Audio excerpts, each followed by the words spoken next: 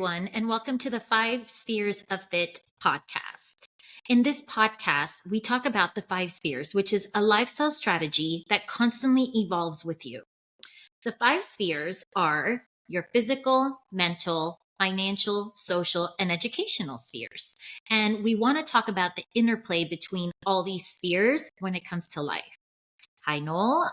Today, we have an interesting topic that I bet most, if not all, parents can relate in some way or another. We want to talk about the way adults speak to children, and not necessarily parents, we could touch on that, but teachers, coaches, relatives, right? I want to talk about talking down to kids, using sarcasm with kids consistently, and the impact that has on children, mentally, physically, educationally. So let's go with you. You take it What up a, now. what a fun, honestly, what a fun topic for us to Is it do. fun now? Is it? Well, it's going to be worthwhile and rewarding for the audience, Sabrina. You know, this opens up the Pandora's box because there's specifically in our life, we've had a lot of challenges, I'll call them, because we've been able to overcome pretty much everything, not without a little bit of stress, angst, maybe some anger mixed in there. Um, but I think when you bring up that discussion, that topic, I our social connections, and so I guess we're really in the social sphere with this one. Yeah. But our social connections, the way we interact with each other, kind of dictates how we communicate, right? So, husband and wife, whatever those relationships of child, parent, teacher, student, coach, player. And you bring up a couple interesting points, and I think that is what is appropriate. Like, how should, and let's talk about, as you said, teachers and coaches, and maybe even mentors, role models, if you will. So, I think as a general rule, you can't utilize sarcasm because if you're a teacher or a coach or a mentor, you're in the position of trying to teach someone something, presumably, yes. And so, if you're utilizing, especially with children, if you're utilizing the tactic of sarcasm, basically what you're telling the individual is, I don't want you to know that I'm laughing at you or frustrated with you, so I'll do it in a more intellectual way that pokes fun and you just don't know it. And Yeah. that's patently offensive, Sabrina. And, we've experienced that. And I think you and I both, initially were like, haha, look at the frustration, the way he's dealing with it. So I Well, let's think go those, back. those are, I'm okay sharing some of the story yeah, on this podcast. So our daughter was on a soccer club team, and from day one, right? Day one, yes. started in August. We are now December. The coach used sarcasm consistently in front of the team, in front of parents, in front of fans, to talk to all the And, girls on the team. What's that? and opposing teams. And opposing teams. It's So there. I'm putting on my glasses so I can read this to you. Cambridge Dictionary. Sarcasm is using remarks that clearly mean the opposite of what you say in order to hurt someone's feelings or to humorously criticize something. Now, you and we are very protective of our daughter. And I would say even other people. We're the ones that will get up and defend people quickly. Sure. And we gave it a pass. We're like, you know what? Maybe this man is going through some stuff. This is why he's frustrated. This is why the sarcasm is there. But it started becoming, I felt embarrassing for the children. And he was belittling them. Now, I told you I would never allow this. Our daughter goes to public school, and I would never allow this from a teacher. Why would I pay someone to talk to my child that way? And is she actually learning this way? Because she said she and the girls wouldn't even listen to him anymore. Yeah, Sabrina, that's what happens, I think. Kids are smart. And if they're in an environment and they have the inner confidence to challenge what they probably feel and know, their gut instinct, if we want to call it that they know is not right, yeah, they'll shut it down. And it was interesting, was it not, that when we would talk to Naima about her relationship with her coach, the relationship really was non-existent. He did not ingratiate himself to her in any way. I think she, and I say this very humbly, but I like to think as her father and primary male role model or male figure in her life, I've sort of created this aura of what is appropriate and what is not, and what should be expected and what should not be or accepted. And I think Naima gravitated and grasped that, I should say, and applied that to Coach. So when he was sarcastic, I think she kind of figured it out to some Yeah. extent. I don't think initially. And to your point, I think when we heard that the other players were kind of tuning him out when he would turn to sarcasm as a way to manage his own frustrations, which is crazy to think. This was, from what I understand, he had 14 years of experience working with kids, but you wouldn't know it. Yeah. And I think on the sidelines, most of the parents were kind of like, I don't feel like this is right, but I think herd mentality perhaps got the best of them, and no one really spoke up, and that happens, Sabrina, and not It's funny. everyone can be a leader I there. just had I just had an epiphany because Mm, you are a lot. Everyone knows you to be a funny and humorous guy, mm. but when you use sarcasm in the house, Naima knows that you're kind of in a bad mood, Yeah. or you're serious right now, like you're focused on something else. She's like, Or I'm just not fun to be, or I'm just not fun to be around. Let's be honest. yeah, Let's put it on the yeah. table. So Start. imagine a group of or a young girls soccer team ages 10 and 11 around that 4 times a week, Yeah. you know? Yeah. And so, I was Go ahead. reading in psychology today, I did some research on this. Mhm. Sarcasm may affect mental health differently for different individuals. Mhm.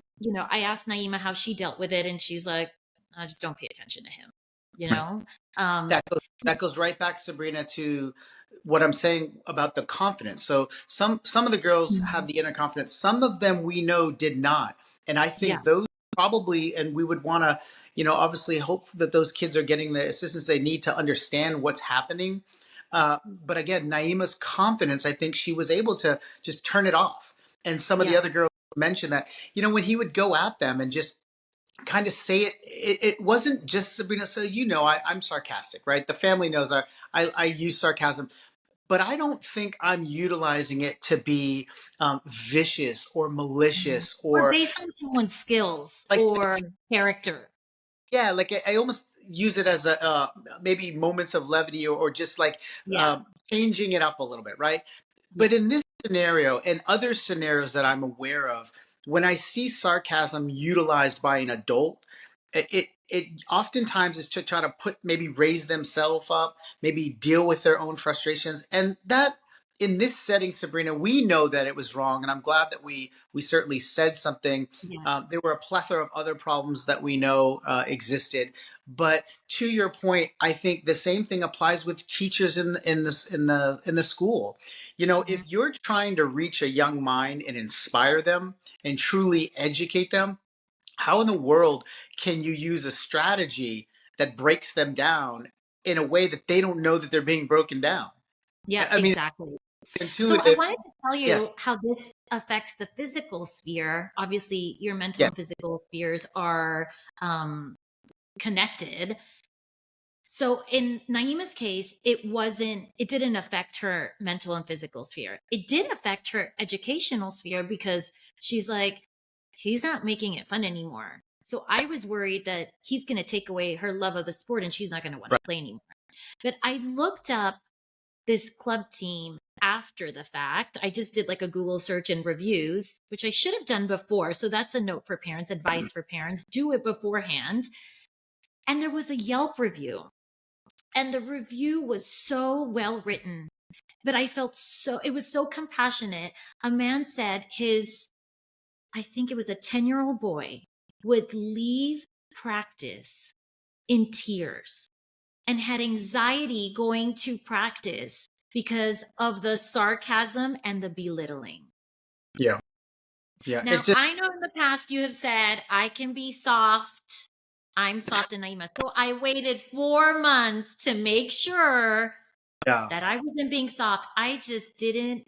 I Yeah. was teaching my daughter a lesson that right now I can make the choice and teach you that someone does not talk to you that way. When you're Correct. older, you'll know the same. But Correct.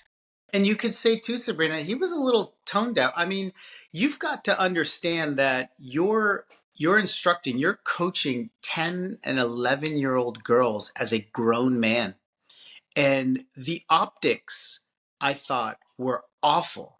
And mm, you know, the I don't want to go into any details about it, but we both understand that that last sort of moment where we were like, what? You know, breaking down the team at halftime and utilizing, you know, pointing out favorites and then being sarcastic about others. yeah, little How is temper that tantrums. going to Hmm. inspire the best out of the individual? And Sabrina, it was a tie game. So Yeah, that was the speech that was delivered at halftime. It it it reeked of, this is someone who's got some serious problems or is dealing with something currently, and maybe a perfectly normal functioning individual, but is has been overwhelmed by something. I don't want to take any shots, but what I recognize is Naima doesn't need to be around that. She doesn't need to yeah. be around another grown individual Mhm. who's not Well, building her we in a chose to format. protect her five spheres. Yeah. We chose to protect them by removing her from that situation. Providing a safe environment, her physical sphere. For those out there who are, you know, when we talk about our five spheres, you know, oftentimes in the physical sphere, we're talking about, you know, your exercise and your eating and your sleep habits, but it's also a safe environment. It's where you physically are. It's why some kids don't learn in with the same capacity as others, because their immediate surroundings are not nurturing, comforting, safe, all of those things that you'd hope for a child. And we knew, Sabrina, and I'm happy that you were the one who was just, you know, enough's enough, you know, no Yeah. more, we're on that line, and said we're out. And it made a lot of Okay. sense. And I Mhm. regret, I regret the time it took me. I think, Sabrina, from my perspective, I am a little bit harder. I wanted Naima to be in an environment that was safe, obviously. And Yeah. because we were always there, every practice, every game, I didn't feel like that she was necessarily in danger, and we could obviously overcome what was said. But I also saw that that adversity that she might have to deal with is something we can't just run from. We've Right. got to. Exactly. So that was. Let me read I that. agree. We should have left earlier. That takes me to, yeah, because you are going to face adversity, right? And this was a challenge, but he wasn't challenging the girls, he's belittling them, right? Right. There's a huge difference there. And I for 4 months I thought about, am I being soft? I don't want to raise a snowflake, right? Right. Those kept going through my Right. head. Whatever um that could actually mean. That's a I know, stupid. I know, it's ridiculous. Um. So let me read to you Okay. Go ahead. what Go ahead. from Psychology Today, Okay. and I'd like to discuss these with you.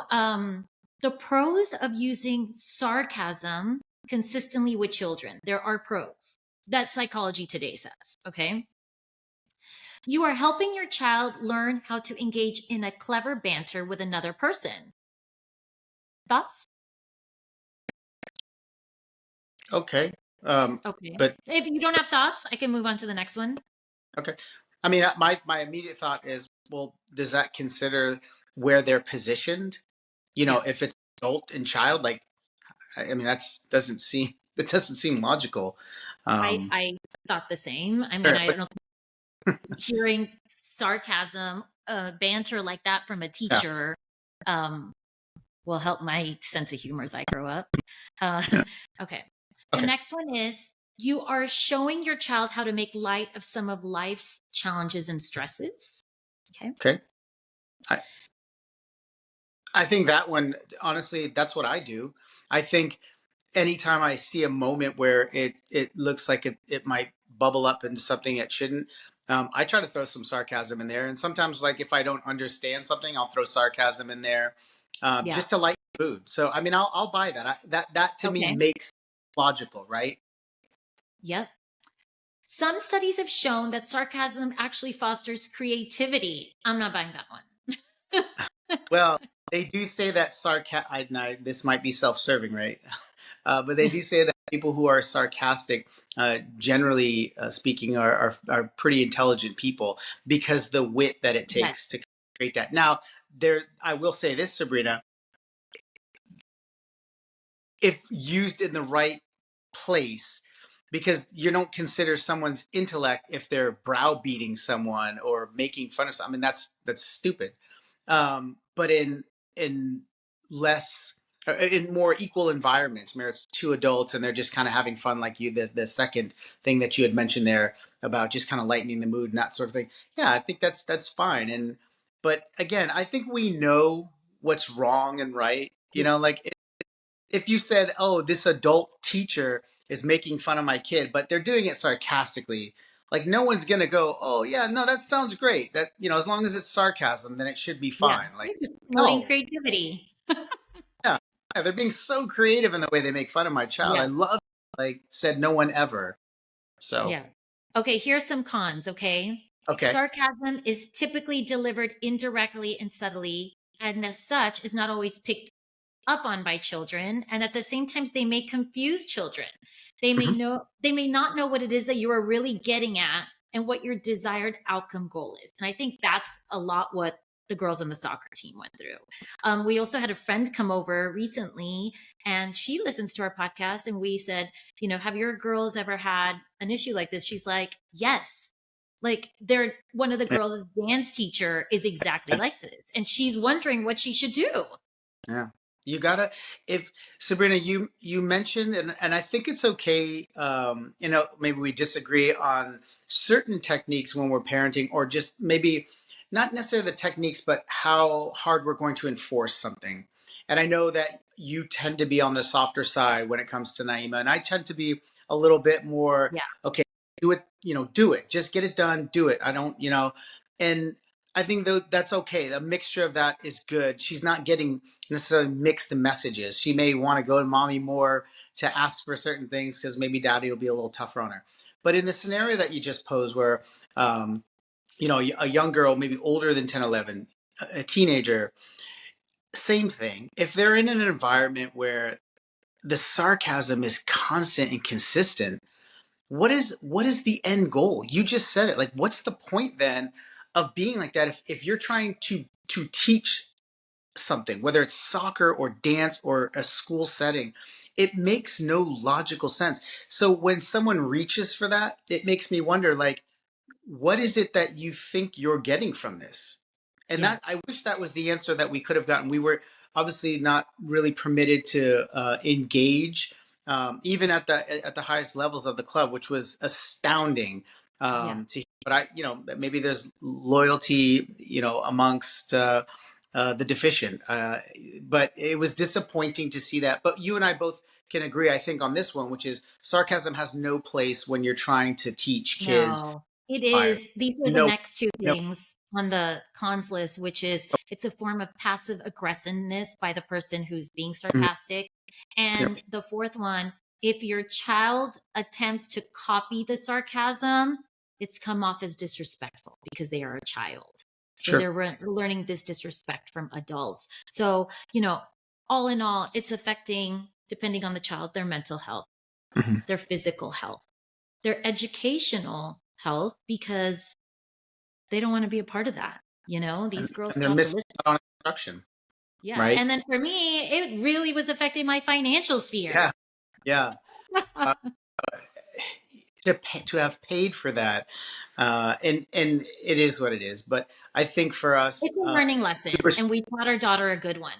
yeah, we were. I think we were disappointed, or at least for me. I won't speak for you. You can tell the folks what you think. But for me, Sabrina, I think I was disappointed that I was so gung ho about this particular place and this particular coach, and this particular methodology, and it turned out I was just flat out wrong. And I can admit 100% that had I known better, I probably wouldn't have. If I'd taken more time, maybe that's what it was. Taken more time to really be selective there, and that's what I would encourage parents to do. You've got to be thinking in the five spheres when it comes to making decisions for your kids. And I know that, Sabrina, we've talked at length about how five spheres really resonates with young people. But I implore and encourage all the parents, whether you're our age, a little younger, a little older, think in those five spheres. How is this going to impact the physical, mental, financial, social, and educational spheres? Because if you don't do that, you're probably gonna wind up in a similar situation that we are in. And I'm stunned to say that we didn't. But that being said, I go back and look at it and I said, well, no, we were just kind of giving shots. We were always there, and it just didn't pan out. But we finally pulled the plug before it was a full year. Yeah. Um, and so that The beauty of this strategy is that you use it for huge challenges, big challenges you have in life. And of course, all challenges are subjective, but also smaller ones, because in the grand scheme of it, having an issue with our daughter's soccer coach is, hashtag first world problems, right? But the consequences can be really big. Talking down to a child, whether you're a teacher, you're a family member, a coach, don't do it. Like, don't allow your child to be a part of be in that, that environment. because Mhm. I'm reading, this is not my opinion, I'm reading the research out there, Psychology Today, other research. If you're not sure, do your own research and come up with a solution to remove your child from a situation that could be detrimental to them mentally. Right. And let's touch on this too, Sabrina, as products, well, of the late 70s, but growing up in the 80s and 90s, as someone who played sports year round competitively. I played club soccer. We were highly successful on the state level, regional level. Like we were good. And as a result of that, I recognized that there's a certain type of coaching that has to happen when you're in competitive soccer. So I'm acknowledging that, just if a coach is hard on a player, that's perfectly acceptable. So long as 100%. I'm good with that. yeah, so long as it doesn't offend, I think, the very natural, normal ways of interaction with children that science tells us this makes sense. If you're beating the kid, if you're verbally abusing the kid, that those are all no's. Those are the big X, right? We Yeah. get that. This sarcasm kind of borders on that, where we don't know what that impact, Sabrina, might be until maybe sometime later. Maybe it's a loss of passion for something because they're like, "Oh, I don't want to be in that environment because I know people are like that." And it's like, "Oh, whoa, whoa, wait, that was just a one-off. That was just that one coach, that one teacher, that one mentor." So that's something that I would implore and encourage parents to be thinking about: is how can you manage that, and how can you, if you need to remove your child from the situation or talk to the individual and say, "Hey, look, this is unacceptable. You're impacting my child and of course us, and that's a no-no. You've got to Yeah. change the strategy." Because some people will do that, right, Sabrina? People can change. For sure. Absolutely. This coach is like that. Maybe he's never been told. I mean, clearly from the leadership there, they don't know better. They're not running a Yeah. business in the way that you would think would be all inclusive, ultra success. It's more like, well, whatever fits based on what this one guy is saying, and that's unfortunate, but not our I wanted concern. to finally share with everyone listening. This is from proactivecoaching.info. While sarcasm has a place in our lives, especially when joking around with friends or family, it is something that coaches and teachers should use sparingly, if ever. Why? Because while it may be clever, it can be cruel. It can hurt and confuse kids because it is a message of contradiction. It is criticism without correction, and the criticism is often painfully harsh. Saying something like, "nice catch, stone hands," to someone who just dropped a ball serves no purpose other than to express the frustration of the speaker. It can also lead to team members believing that since the coach is using sarcasm to critique and criticize team members, it is okay for them to speak that way too.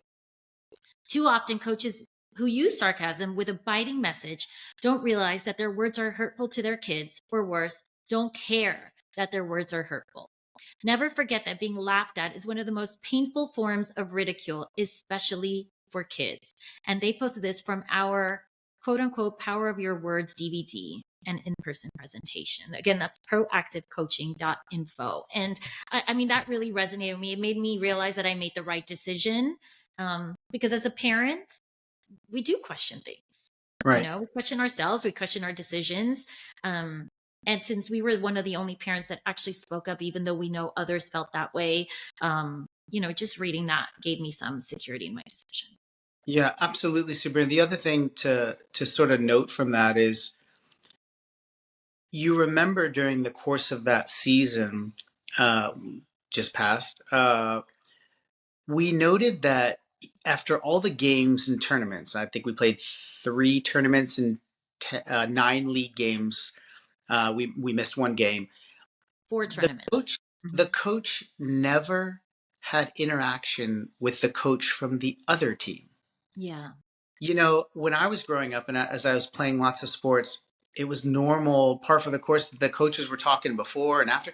Watch NFL games, NBA games, when they're warming up, the coaches are always talking and probably sharing best practices. I mean, that's what normal, successful people try to do is sort of share those best practices.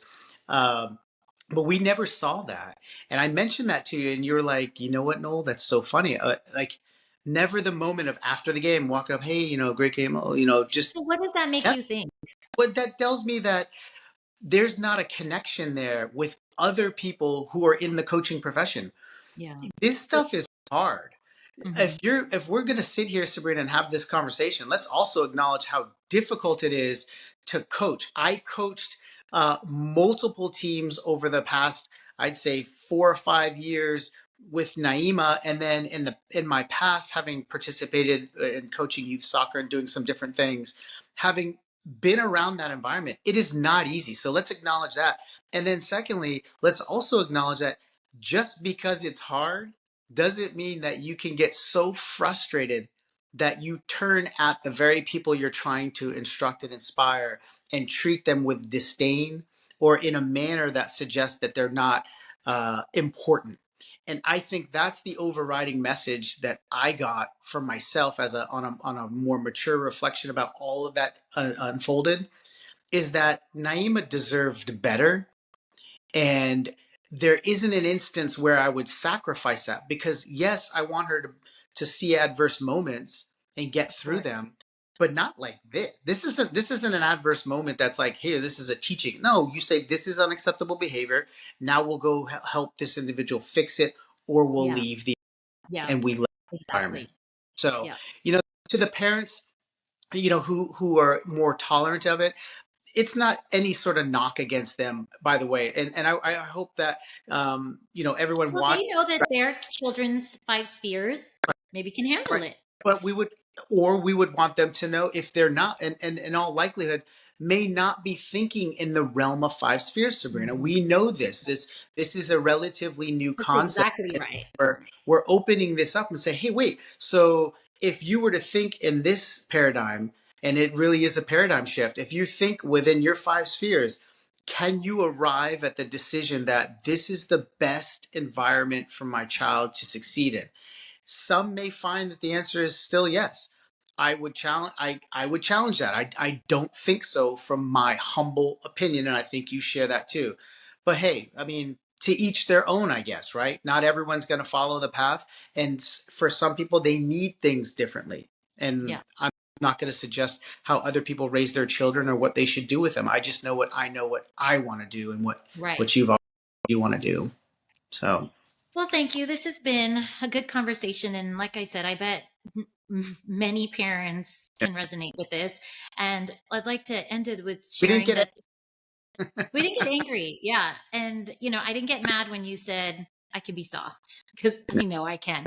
Um, but this man did affect my mental sphere, because after that last game of the last tournament, I wanted to punch the man and you held me back. So, There was never a time we never thoroughly enjoyed being there. And I think as two people who are pretty easygoing and love being around others and sharing in others' successes and even challenges, it struck me as odd each and every game. I'm like, why am I not like just jumping for joy? You remember the first couple games, I was like out of my seat, going crazy, having fun, Yeah.